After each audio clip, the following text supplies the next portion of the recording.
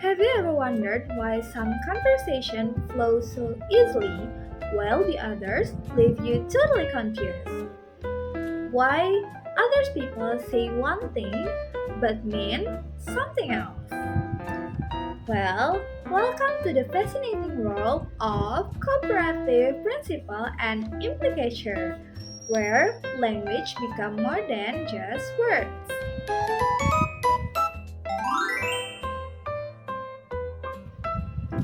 Hello everyone, I'm Ibnatia Shiva Shilapasa with student number 24130428084, and in this video we're going to explore how people cooperate in communication using certain unwritten rules and how we can read between the lines when they don't. So buckle up because this topic will change the way you think about everyday communication. Let's begin with the cooperative principle. This concept was introduced by a British philosopher and linguist named Herbert Paul Chris, or simply known as H.P. Chris. He believed that when people communicate, especially in conversation, they are usually trying to be cooperative in order to make the conversation successful. He proposed one main rule. Make your contribution such as is required at the stage at which it occurs by the accepted purpose or direction of the talk exchange. In simple way, say things that are useful and appropriate for the situation. To explain how we do that, Chris introduced four conversational maxims, or rules that most people usually follow.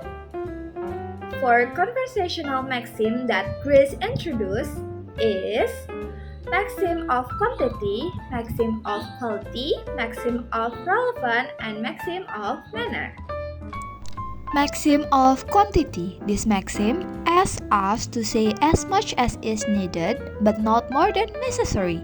That means we should give enough detail for the listener to understand, but we should not overwhelm them with too much information. For example, A. Where are you going for vacation? B. To Bali for a week. This answer is perfect. It's complete but simple. But if B says, I'm going to Bali, I'm leaving on Thursday at 7:30 a.m. That might be too much unless the listener asks for those details. Maxim of quality. This maxim tells us to only say what we believe to be true and not to give information we cannot support with evidence. It's all about being honest and avoiding falsehoods. Chris emphasized that for communication to work well, we need to be able to trust what others say. For example, A. Do you have a pet? B. Yes, I have a cat. But if someone says, I have a dragon at home, that will break the maxim, unless they live in a fantasy world. Maxim of relation. This one is simple but very important. Only say things that are connected to the topic. When we ignore this rule, the conversation can become confusing or frustrating. This maxim helps us stay on track in conversation. For example, A. Did you finish your homework? B. It rained really hard last night. That answer does not relate to the question. But if B says, no, because the internet was down all night, that's still related and it gives a reason. Maxim of manner. This maxim is all about how we say things. We should avoid being too vague, too confusing, too complicated. Our language should be simple, direct, and easy to understand. So, this maxim reminds us to speak clearly, avoiding ambiguity, and organize our ideas well. For example, my brother and his friend who was playing football, not the tall one, but the other guy, come over and then blank blank blank. This sentence is so messy. Instead, my brother and his friend came over and we played football. Much clearer, right? Now let's talk about something that makes conversation more than just words. It's called implicature. Implicature happens when someone says one thing but they mean more than what they actually say. And the listener get it, that extra meaning. It's like reading between the lines but in a smart way. In real life, people don't always say everything directly.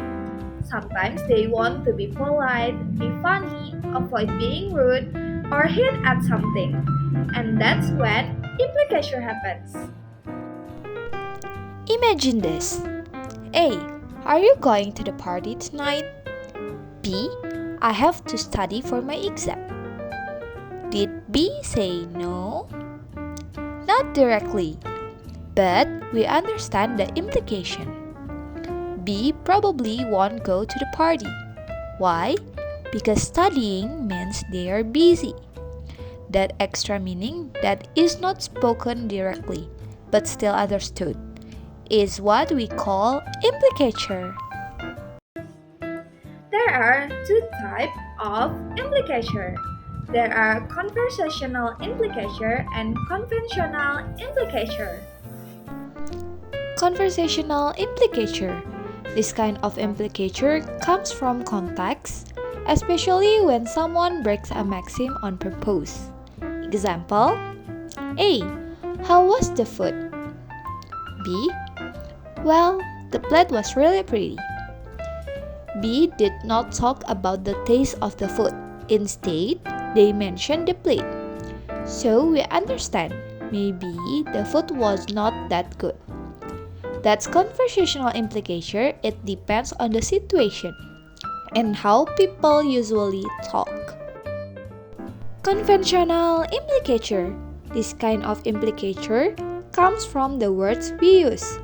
Some words automatically carry extra meaning. For example, she is even better than her brother. The word even suggests that her brother is already good, but she is better, and that is a bit surprising. That extra idea comes from the word itself, not from the context. So, what have you learned today about cooperative principle, maxim, and implicature? In this video, cooperative principle help us make conversation more smooth. The four maxims guide us how we give information. And the implicature is about what's mean, not just what's said. Language is a powerful. It's not just about speaking. It's about connecting, understanding, and sometimes reading between the lines. Okay guys, I think that's all for today. Thank you so much for watching and I hope you learned something new in this video. Try using this cooperative principle and implicature in your daily English. Sounds more natural. Don't forget to keep practicing and keep learning. See you next time. Toodles!